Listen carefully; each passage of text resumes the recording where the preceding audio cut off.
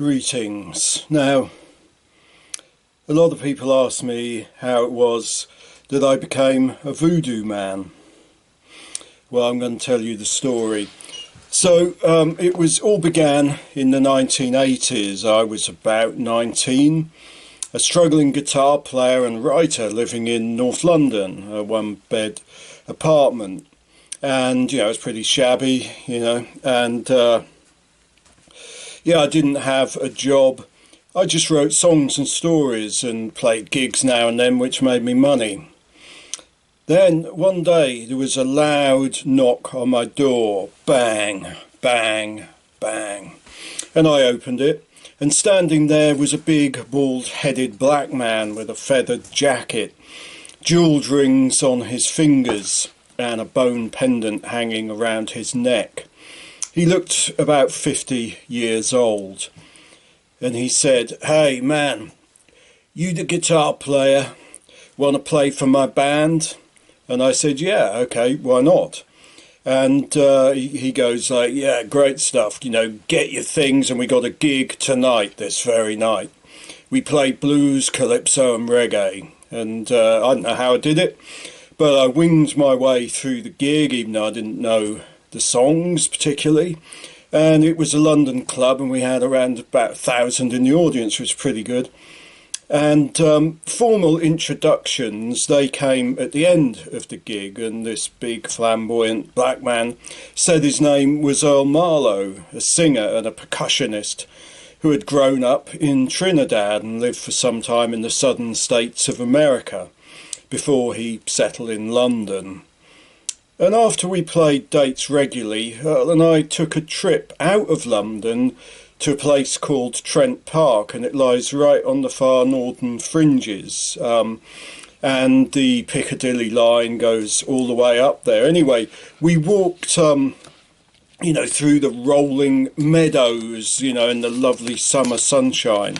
And, unsurprisingly, there was, a kind of dreamy atmosphere came upon us, and we sat down on a bench and talked. And Earl told me that, besides being a singer, he was a hoodoo man, a witch doctor, basically. And this is what he said. He said, "My grandfather in Trinidad was a sorcerer. He taught me the art of conjure, which some people call voodoo and hoodoo. Fact is, he was a trickster shaman, an upside-down man who seemed duck rabbit crazy most of the time." So I sat, enthralled as he regaled me with some of the most amazing tales, all of which he claimed were true. He told me about dream travel, where you learn to wake up during your dreams and actually take control over them. Eventually, with a lot of practice, you can travel anywhere in the world and beyond in your spirit body. He also told me about how he had used voodoo to get money when he, most needed it, and how he once conjure charmed a beautiful woman into his life. But of that, he said, "But it turned out bad. Ain't no good conjuring women in your bed when the real true magic of love ain't there." And many of his stories were so far-fetched that, to me at least, they were beyond belief, and he laughed at my scepticism and said cryptically, "You wait and you'll see." Then he did a really strange thing, he reached over, touched my forehead, then struck me hard on the back of my neck, and I fell forward onto the grass, dazed. A second or two later, I found myself hovering in the air, staring down at my body, which kind of lay inert on the ground. And Earl was nowhere to be seen, and I was terrified. Panic kind of ricocheted through me as I floated above the rolling meadows. Then, out of the corner of my eye, I saw something move in the grass, and it was a snake, an adder. And, in Britain, they're really the only poisonous snake. And it was crawling towards my, prone physical body. And so, I struggled to get back into my body, but I just couldn't. And I was frantic. And the snake slid closer and closer, and I was sure it was going to bite. even though I knew, adders, they tend to keep well away from humans, normally. And I watched, literally helpless from above as the snake struck. Then I woke up and was back in my body. And Earl, sitting close by, was staring at me intently.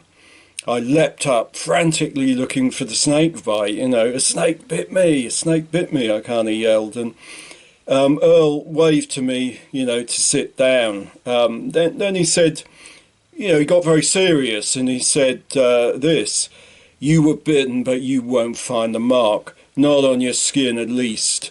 You were bitten into spirit. That snake was your power animal. It marked you out for the voodoo conjure path, and your life will never be the same again, believe me." And that was when Earl Marlowe became my teacher and mentor on the path of voodoo conjure. And he immediately, at that moment, he renamed me Doktor Snake, writer and guitar player, riding helter-skelter down the mysterious conjure highway, where dreams become real and the safety of everyday life crumbles from your grasp. Earl and I, we had many wild and mystical adventures after that fateful summer's day, and many of them are, I chronicled them in my book, Doktor Snake's Voodoo Spellbook, and which was originally published with St. Martin's Press, but now Snakestone.